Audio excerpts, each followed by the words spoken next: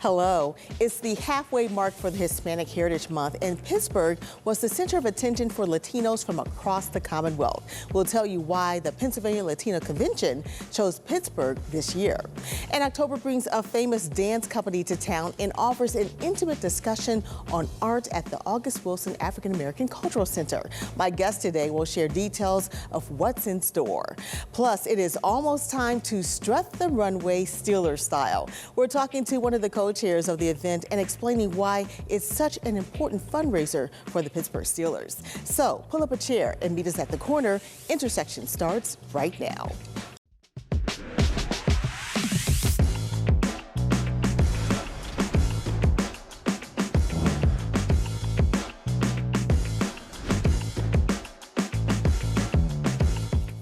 Hello, I'm Lisa Smith, the Director of Community Impact at KDKA+, and the host of Intersections. Well, it's been one of the biggest nights of the year in Pittsburgh, and it's where fashion and football meet for a good cause. The 2025 Steelers Style is an annual event benefiting Steelers charities, and it takes place on Friday, October 10th. And here to tell us all about the event is one of the co-chairs and always fashionable, Kia Tomlin, who is the owner of Kia Tomlin Fashions. Also joining us is Dr. Joseph Maroon, acclaimed neurosurgeon, co-developer of the Impact Concussion Assessment used in sports worldwide, and a member of the National Science Advisory Committee of the Chuck Noll Foundation for Brain Injury Research. Thank you both so much for being with us. Pleasure. Thanks for having us. Absolutely. So, Kia, just want to start with you because you've been doing this. How many years now? Oh, this is our 19th year. Well, my 19th Yeah. year. This is the 51st year of the fashion show. Wow, wow. Why is this show and this effort so important and just gives people something to do that's fun but for a really good cause? Well, first, just the purpose of supporting these amazing charities, the Cancer Bridges, the Chuck Noll Foundation, and the UPMC Sports Medicine Concussion Center. And then secondly, we're giving the fans what they want. We're giving them close-up interaction with the players. They get to see them with their families, their personalities, their personal style, all created in this really exciting and uplifting, spectacular event. Yeah. So talk a little bit about that style. So what will people kind of see like on the runway or on the stage this year? Anything new, different? Yes, we do have a few different things. One, I'm designing some new gowns specifically for this show that'll kind of elevate Steeler apparel to evening wear glamour. I'm also designed a limited edition collection of t-shirts and hoodies that'll be on sale through Amazon, one of our sponsors. And then we just have the most amazing, unique pieces from the Steelers Pro Shop, as well as some custom designed suits for our rookies and some personal styling and just exciting fashions. Yeah, you know, you start to see a lot more attention to athletes and what they're wearing. Why do you think that is? Is it because of how they wear it or what they're wearing? What kind of changed? First off, it's late.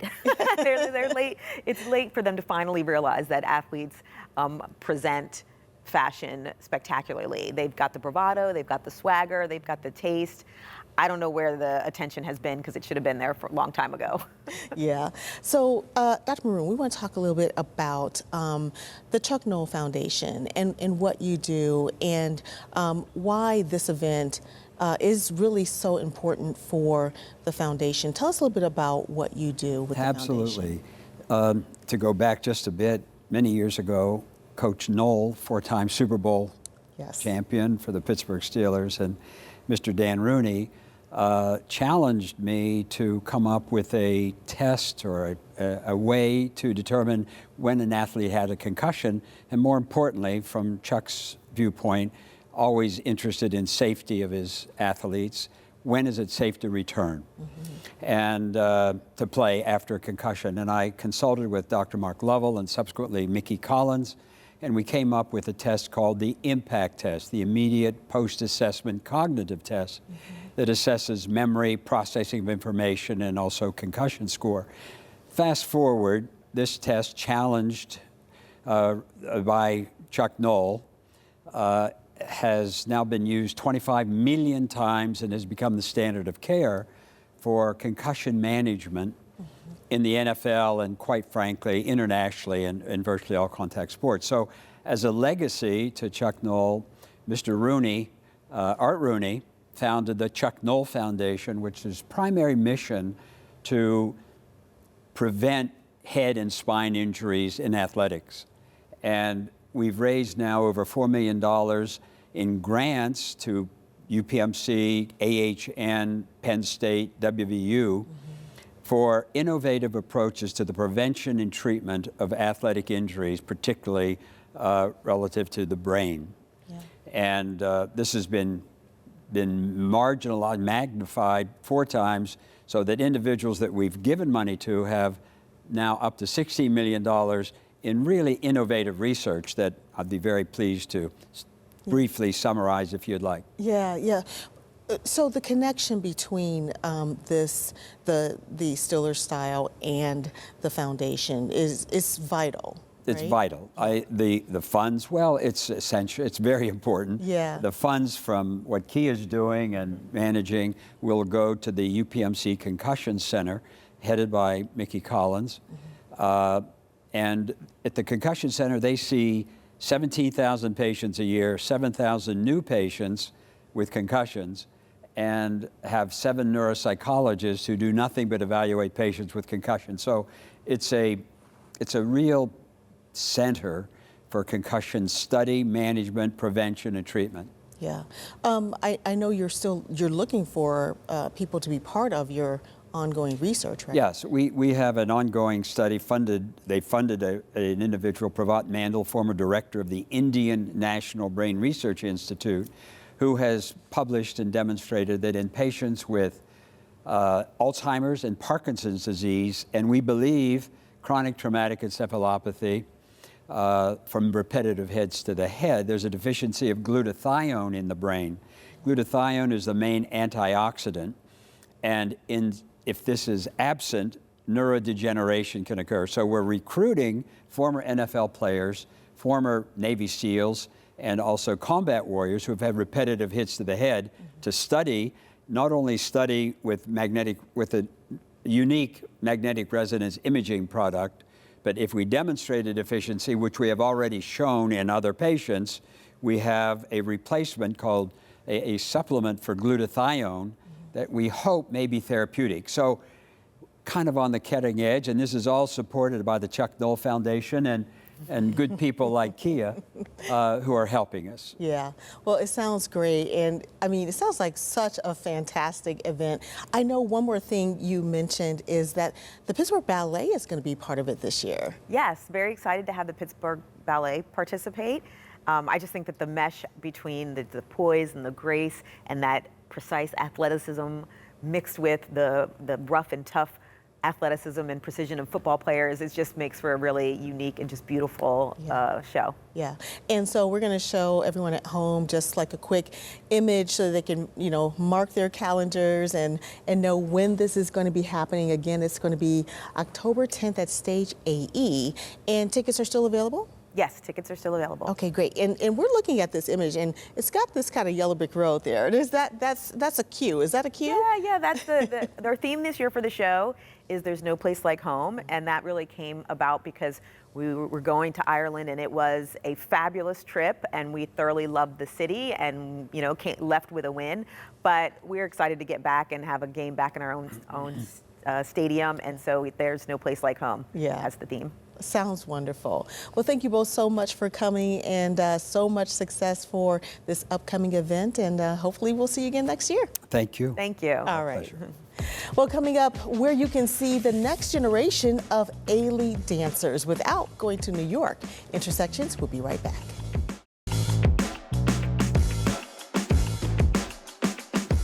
Well, fall is the perfect time of year to really enjoy all that Pittsburgh has to offer. And there's a lot happening at the August Wilson African American Cultural Center. Here to tell us more are Catherine Calhoun. She is the Director of Education and Community Engagement at the center. Also, Caleb Smith, a 2025 Curatorial Fellow at the center. Thank you both so much for joining us. Thank you for having us. Yeah. So, I mean, you guys have a lot happening. It's like we got to fall and it was like, okay, let's just Put it all out there. Yes, all the programming, all the programs, right? Yes. So Catherine, one of the things that is a huge highlight is Ailey 2. Yes. Tell us about that, because these are people from the Alvin Ailey Dance Theater. Yeah, this is Ailey's second, I don't know what you want to call it, second group of dancers. These are more like emerging dancers, early career dancers who's transitioning into the professional world of dance, and they are, before they get into Alvin Ailey Dance Company. And so they do a lot of performances throughout the world. They do a lot of community outreach, and we're so excited to have them come and perform for us on Tuesday, October 7th. Yeah, we're looking at some of their dance style Yes. there. And would you say that the style is, I don't know, maybe more progressive, maybe more modern? Definitely modern.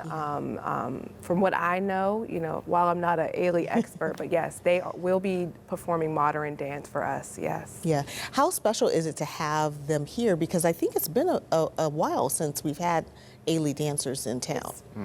From my understanding, it's been a very, very long time. Okay. I know throughout the cultural district at some of the other theaters they've had Ailey, but this is, I think, our first time in a long time of having Ailey dancers. So we are very excited. I know I'm personally going to be in the audience, so yeah.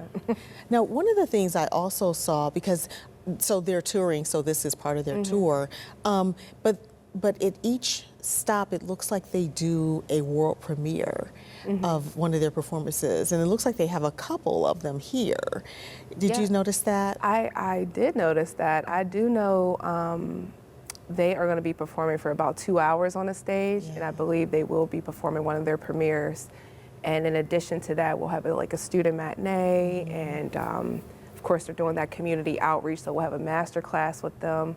Yeah. So it's a full schedule Yeah. for Ailey dancers. And then who can go to the master class? It's a private master class, but it will be full of other emerging dancers. Yeah. So it'll be nice for them to be a part of this learning of what it takes to be out there in the world of dance. So yeah. Are there any Pittsburgh members of their company, or maybe not? You know what? Not that I'm aware, but I'm gonna find that I out. was just curious. That would be so cool. Yeah, it would be. It would be. So Caleb, you're at the center. Yes. Tell me a little bit about what you do. So I'm the inaugural fellow of the curatorial department. So basically I just help the visual arts team to manage the exhibitions, to assist with the putting up of art, things like that.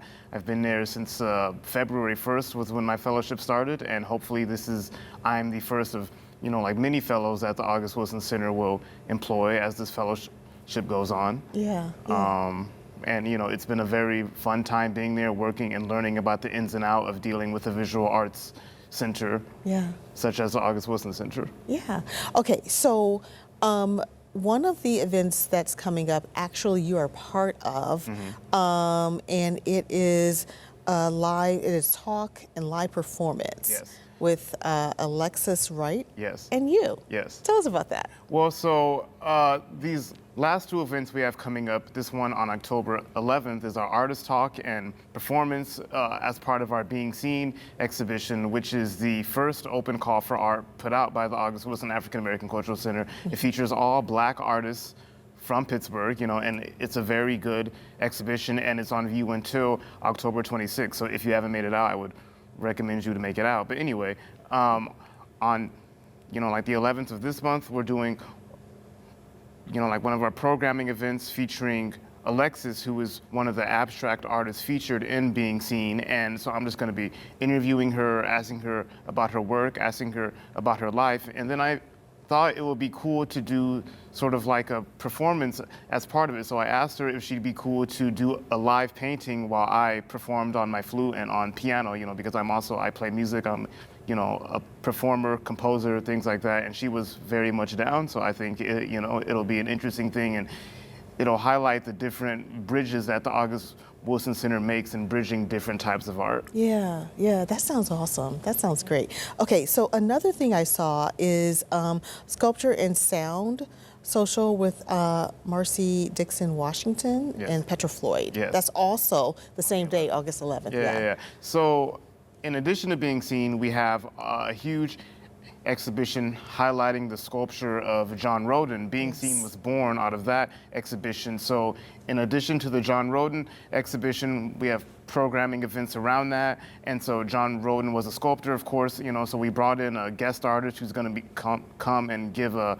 master class of sorts on sculpting Marcy. And then we're going to have a sound art performance featuring Petra Floyd, who is a sound artist, and she's going to be doing things, interacting with the sculptures, and anyone who's coming in to enjoy that performance as well. Yeah, and that's with all of the sculpture in the background, correct? I believe Or some of the sculpture. It's going to take place, parts of it in the John Roden exhibit, and then some out of there due to the clay and everything of making the sculptures. But it's going to be a really nice day of there'll be some bites to eat, creating your own sculpture, and then that sound performance. Yeah, that sounds great. Really nice, yeah. Very nice, very nice. For all the people who love to, create. Then also there is another activity you have on October 15th, and that's the Global Black Identity and Artistic Expression program. Tell us about that. So as part of Being Seen, we've had 3 panel discussions featuring all of the artists part of Being Seen. So this will be the third in our series, our third and last event for Being Seen. It'll be, moderated by Quincy Swanson, who helped to produce the exhibition, and he'll be talking with 4 artists who are in Being Seen, about their work, and also about how their work relates to global blackness, which is a big theme in John Roden's work as well.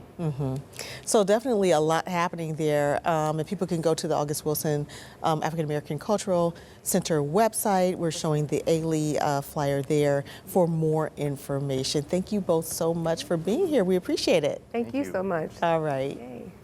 And coming up, Pittsburgh plays host to a statewide convention focused on issues impacting the Latino community. Intersections, we'll be right back. Well, as we celebrate Hispanic Heritage Month, Pittsburgh became the center of attention for Latin Americans who call Pennsylvania home. Recently, the city hosted the Pennsylvania Latino Convention, the first time it's been held in the Still City since it started 8 years ago. We talked to them about why they chose Pittsburgh and what are the issues they're focused on today.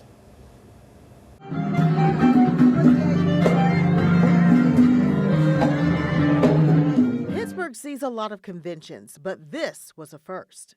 It's the largest statewide gathering of leaders across the Commonwealth of Pennsylvania, focusing on issues that impact the Latino community, but they also impact communities from different racial, ethnic, and demographic groups. It was the 8th annual Pennsylvania Latino Convention, held in Pittsburgh for the first time. Dr. Demary Bonilla Rodriguez is the senior content advisor. She says their agenda was multifaceted, but it was also a celebration.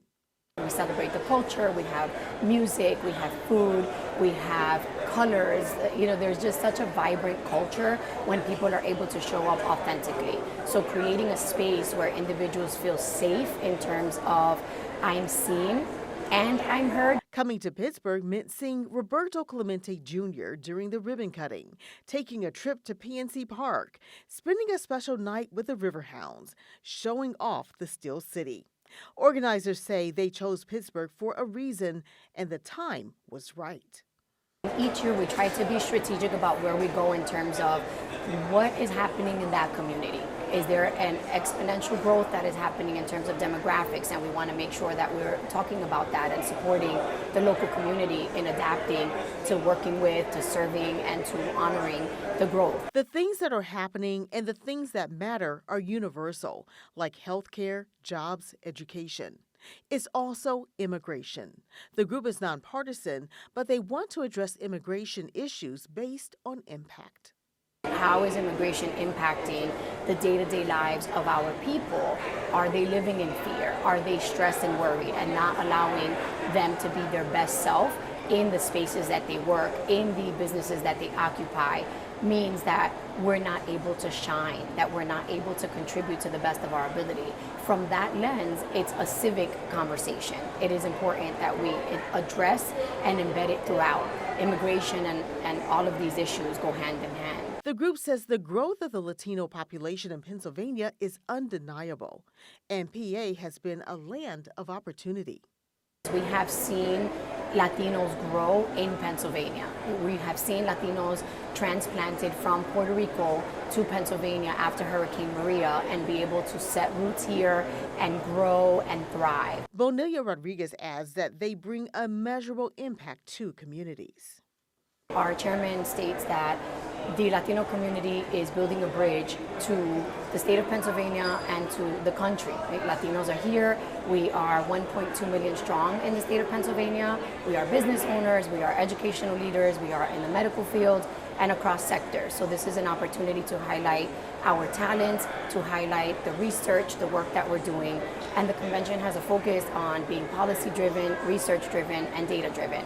That does not mean we don't have work to do, right? Around language access, around ensuring that we're able to translate the processes for licenses in the different spaces that people work so that it becomes easy to find meaningful work that pays a living wage and where people can do really well and succeed. So it's certainly a good place for Latinos, but we have work to do. She says the idea is to ensure communities are welcoming, and the work can happen through things like cultural exchanges. But ultimately, she says there are more building blocks needed for communities to be cohesive.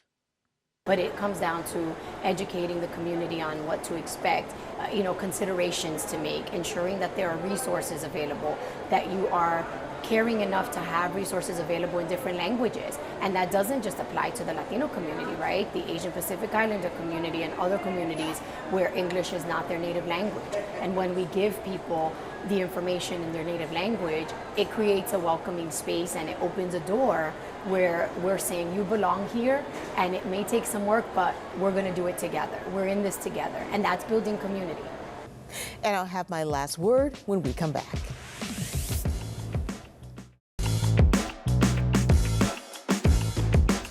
Turkey. The 44th annual KDKA TV Turkey Fund is officially underway. You can donate to help our neighbors in need have a warm Thanksgiving meal. Go to any PNC bank and they'll match all donations of $50 or more. You can also text KD Turkey to 50155. Or go to kdka.com/turkey fund. We are also still accepting checks. You can mail them to P.O. Box Thanks, Pittsburgh, Pennsylvania 15230. And from all of us at KDKA, thank you. And thanks for watching. We'll see you next time on Intersections.